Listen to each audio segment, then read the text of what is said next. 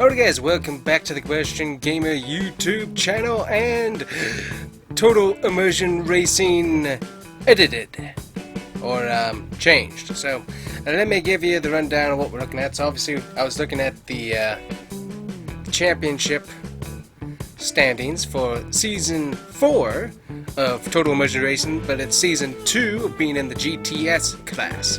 Now the problem is in 30 seconds of recording, the voice recording decided to stop voice recording, so I gotta fill you in on what we're doing here. So, got the new Lister Storm GTS car, so I went in through the settings and changed some different suspension setups and stuff to try and give the car a better handling. So we ended up, I think we might have stiffened or soften the sway bar or something like that. I know we took out some tire pressure and we also moved the weight ballast of the car as well, softened the springs there, just trying to get the car to be a little bit less uncontrollable, as the car has some serious issues with spinning out. So that was a bit of an issue that we had quite a bit of. So luckily I shouldn't have too much of that issue here as we go racing at Silverstone. So I qualified for this particular race. For the rest of the races I didn't qualify for any of them, just because it makes the content a little more interesting. But for this race I went ahead and qualified just to be able to get a feel for the cars. I hadn't driven this one in-game for a very long time. So right off the start we had a bunch of fighting with the VMAC car and the McLarens. So obviously the McLarens were racing against Clink, who's this guy right here, and we were also racing up against DeFries, and I think it's Chug in the VMAC, or as I call him, Chug Norris. So had to fight against those guys for the majority of the season. We also had, I think, Shred in the Penaz and somebody else in the Sentra car, also known as the Avon Tire Lady vehicle. But yeah, this car was definitely a lot faster than the Penaz, which I had raced the previous season. It was definitely a lot of fun. You can just listen to the beautiful sound of the car. I'll shut up here for a second.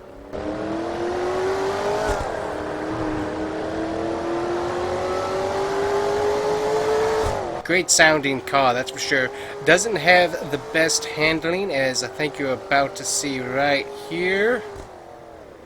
Yep, right there. So hitting the brakes, the rear end of the car always was coming out, so that was making it a bit of an issue to be able to handle, and so that basically continued throughout the rest of the season. So I had to work with that and try to figure out what I could do to make the car work better, which part of that was just changing my driving style, but I did go through and adjust a few more settings in the setup to try and get the car to be a little bit less like that, but ultimately you still had the basic mechanics of the car that you still had to be able to work around. So it was still fun, but it was difficult to handle this car for an entire season for sure. So, and there you see right there Clink having the best or fastest lap, so good job by him.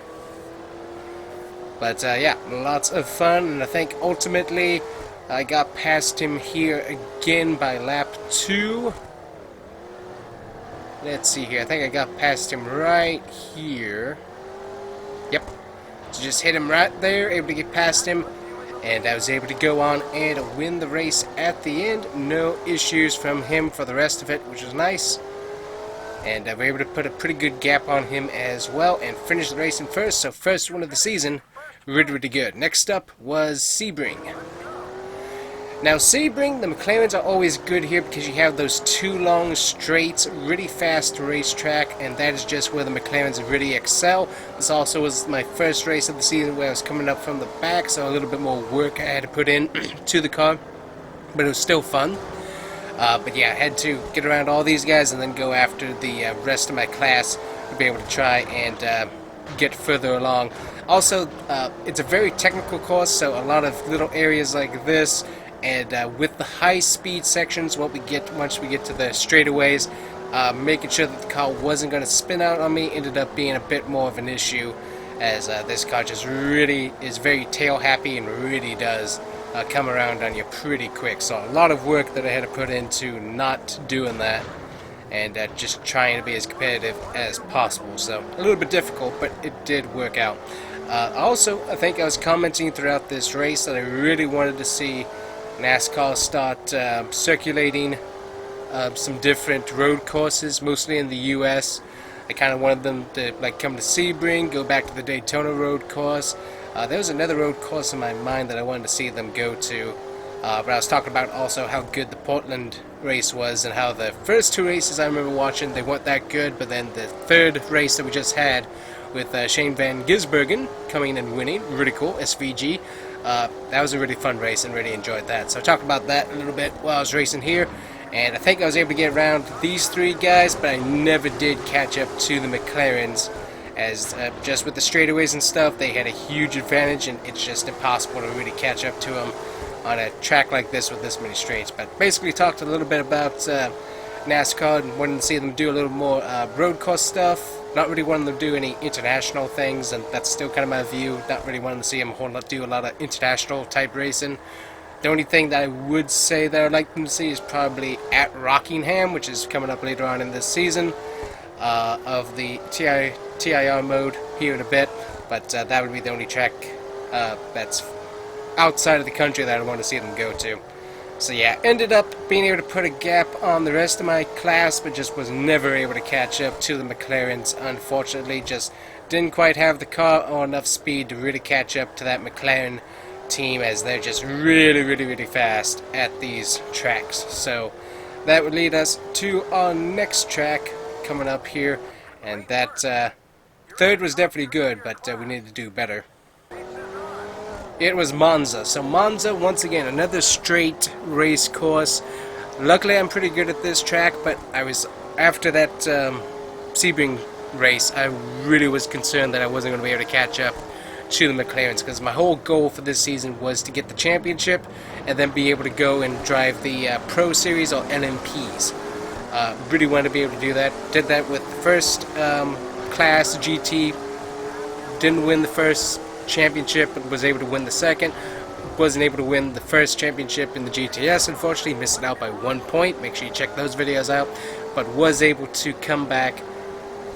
Was hoping to come back to get this particular championship, so I can move up to the next series, which that series would be fun, but we'd have to get to that point.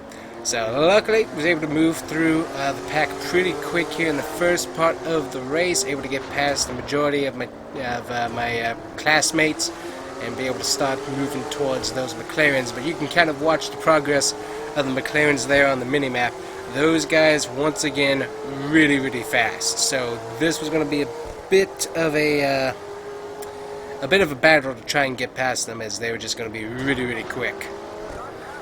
So I was finally able to get past this guy here, Avon Lady, able to get past him and be able to move our way forward and really just try to continue to move our way up the track. Did race this for quite a bit, and you kind of watch the lap times, and that was kind of interesting, is watching the lap times, just trying to catch up to those McLarens. So this is where I kind of figured out that this area right here I can catch on. Had to watch out for that. Right through there, that was going to be my best chance of catching them, was because through the rest of the straights and stuff, I couldn't catch them. If it was alone on the straights of Monza, I would never going to be able to catch these McLarens. It had to be in these chicanes. I had to shortcut them to be able to try. If I was going to be able to win and catch them, this was my only way. And so that's honestly the old hack that I'd learned from racing this game previously. Old habits die hard, but it usually worked out pretty good in my favor. But it took me a few laps to really get it honed in, and once I did, we started getting a little bit closer. So here it was. I had worked on it for a few laps, finally got to him. Now the problem was I got stuck on the outside, and these guys do not allow you to race on the outside of him on this corner, so I had to slow up and slow back down to get back behind him, so that I wasn't getting stuck and pinched by him. And so I think I ended up slowing down here, doing a shorter cut, and just trying to do the best I could to get to this one guy because that was going to be really this race right here, because the last season I had lost this one as well to McLaren's, if I remember correctly. And this was going to be like really big. If I could get the win here, that was going to be huge for the points to be able to hopefully be able to win that championship. So really trying to nickel and dime as many points as I could to hopefully be able to win my championship here. So very, very important that I try to get these McLarens as soon as possible, and also hopefully not hold them up so that we got taken over by the LMP guys.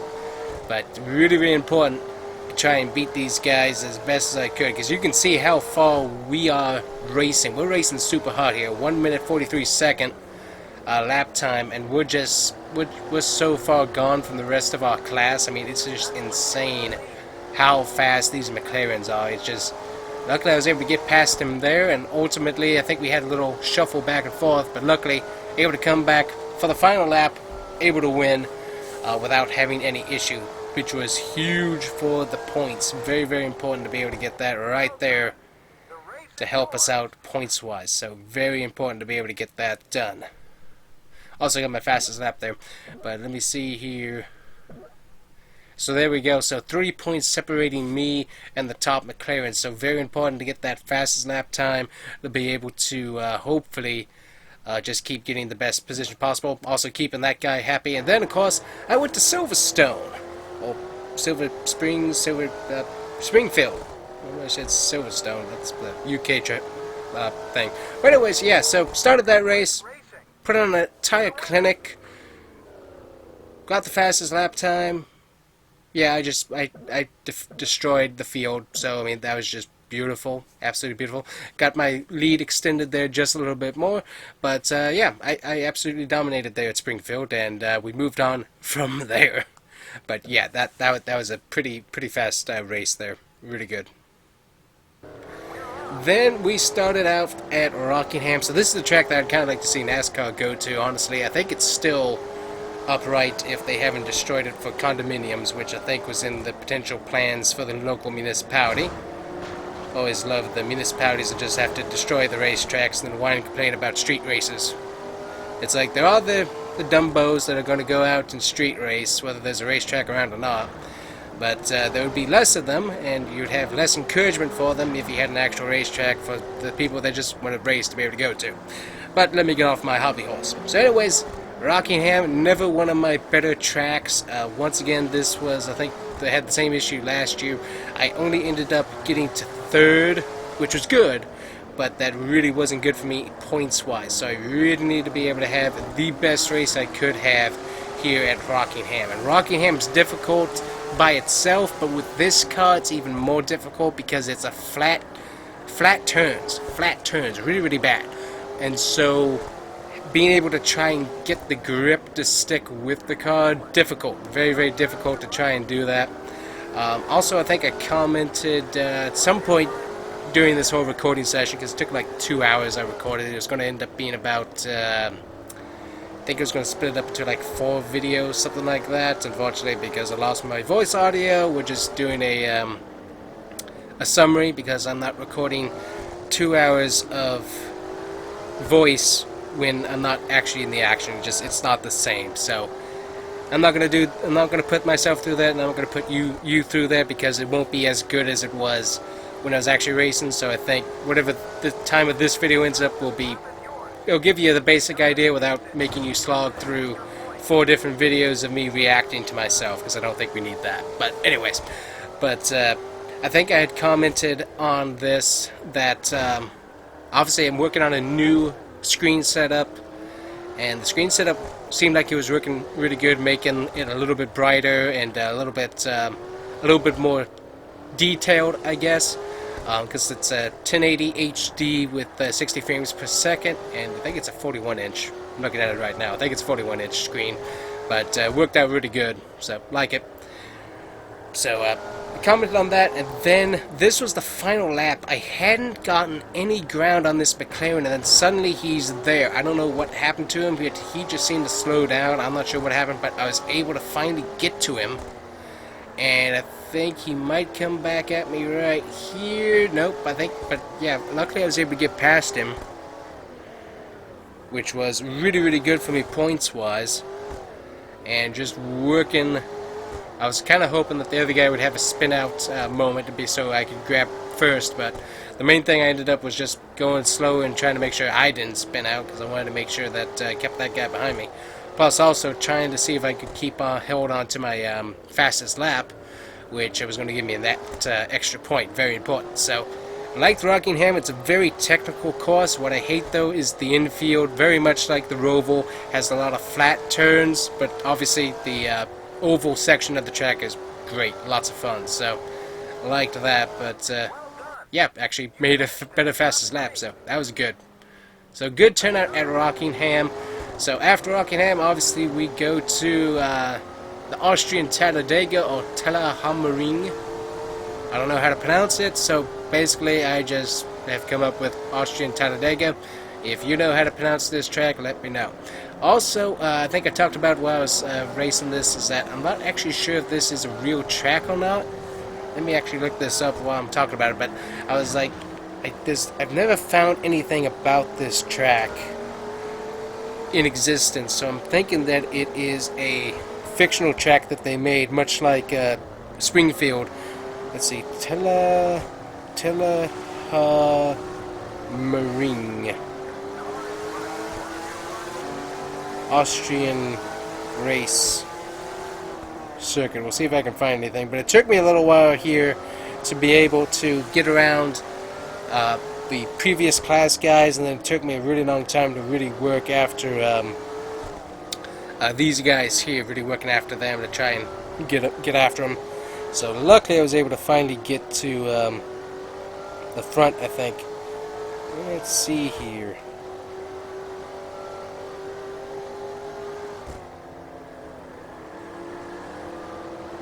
Alright, so when I put that in, the best spinning that I can do for it, the only thing I'm getting is the Red Bull ring.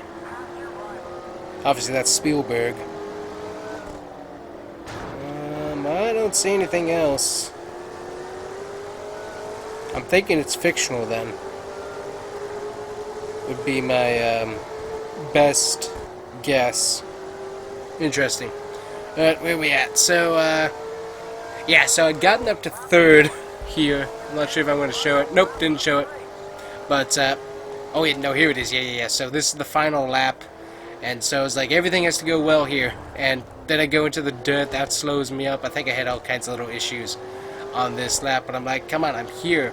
Then McLaren is closing on me, because he was closing on me quite a bit, and so I'm just like racing, and I keep making these mistakes in the final 2 laps. Luckily I'm able to hold on to it, but it's just the annoyance of racing so hard. Finally able to get past the McLaren, and then the last 2 laps he's just constantly gaining on me, and it's just like, good night. Because like, let's see here. Yeah, because there he is with that time, and then I think I have another incident right up here. See what that looks like. Yep, right there, yep. Ended up losing the car. So we got Klink bearing down on me. Klink from Hogan's Heroes, that's why he got the name. But anyways, he's just bearing down on me, and I keep making the stupid mistakes, and I'm like, oh, come on. It's like, I need this. This is the last race before Hockenheimring. Is like, I don't need any more mistakes. So anyways, yeah, you see there he gets into 4 seconds of my time, so just trying to keep going, not make any more mistakes, and luckily able to come away with the win. But still, it's just one of those things of closing in. It's like, it's like, we can't keep making mistakes. He's right there, he's closing, you can't keep doing that. But luckily, nothing to worry about in the end, and also commented on the cool thing about the weather being different for each championship of Total Immersion Racing. Kind of cool how each season's a little bit different with the different weather at the different tracks, so that's always kind of cool. But there we go. Able to get the fastest lap once again, and there we were with the points. The only way for me to lose was for Klink there to get the win, the fastest lap, and for me to finish last. Only possible scenario for him to win. And so that leads us right into Hockenheimring, the championship race, which did not turn out as well as I had hoped. This turned out to be a bit of a grind, honestly, because I started all the way in the back, which I choose to do, because why qualify, have fun, force my way to up the charts, make me work for it. It's like, it's kind of fun. But for whatever reason, for an entire lap, this whole first lap, I could not get past the stinking GT class. Just ended up getting stuck behind him here, and so that really put me behind. And I think ultimately I would finish 4th. We'll have to see how that went, but yeah, it's like right here, made a mistake. Obviously the car's loose, so that didn't help me out. I had to get back on track and all that, so that didn't help me. But then I think I was like, what was I doing? I think I was bump drafting this guy, because I couldn't really just go past him. If I went past him, then I was going to be on the outside of him going into this, which you don't want to be to do. So I was like, if I can just smash into him, so he smashed into the other guy, that'll work out better. But that ended up not happening, and so I just get stuck behind these guys for the whole first part of the lap of the race, and that really just, you know, it just puts you behind. And the McLarens, those guys were going to go, because this, I mean, as you see, it's a straight racetrack. It's their playground. They know how to go fast on the straights. That's what they were going to do. And then, obviously, this is just not one of my better racetracks. I'm always, like, the worst at this track, so that never really helped me. So, always a bit of an issue. Then it comes down to the final lap. I'm able to get up to 4th, and then the VMAX right there. And no matter what I do for like the last 2 laps, I cannot get to him. He is just right there. I cannot get to him. What's also interesting is right there, you see I get the fastest lap. Now for the 2 laps previous, what's interesting about this, the 2 previous laps, the whole time while I'm working on the VMAX guy here before the final lap, the McLarens, they kept swapping back and forth, setting the fastest lap. I never see that. That never happens in the class. It's like the first lap, that's the fastest lap. Second lap, that's the fastest lap. You never see a fastest lap after that.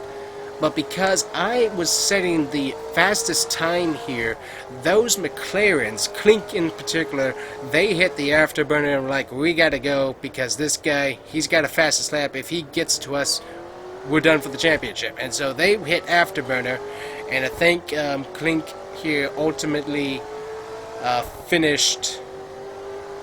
What did he do here? I think we're going to see this, yeah. So I think he crosses the line right here. So he outdid my fastest lap again. Well, not again, but he set the fastest lap again. I'd never seen this before, but it's interesting. It's like that desperation of the AI to win. I hadn't seen that. I've only seen it at this track, thinking back on the series. It's crazy that they're just so desperate. They have to win. So it's insane. But luckily, able to finish 4th, and ultimately, that would mean one thing. Bad luck. It just wasn't your race this time. Okay, that guy's annoying because he told me it wasn't my race this time.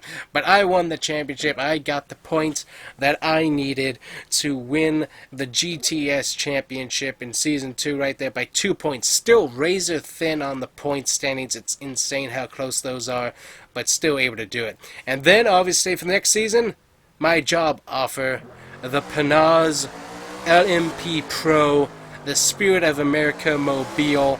Got the opportunity to test it out to try and get a job, and just listen to this sound.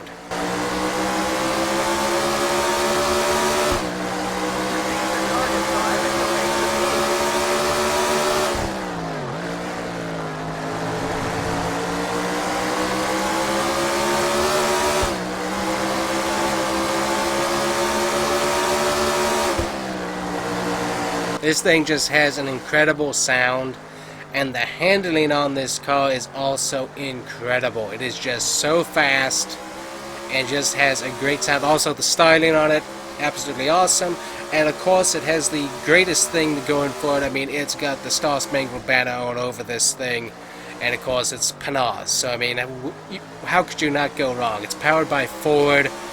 Awesome sounding car with a V8 in it. I mean, there is no possible way that I was going to give up this opportunity. Now, I did think for this first lap, for the most part, that I wasn't actually going to get it because I was kind of slow, all things considered, on the circuit. Ended up actually getting it, and I think I was able to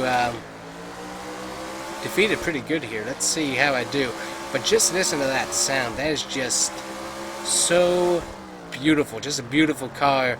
Also, the styling on it with the light-colored wheels. I mean, it's such a good-looking car.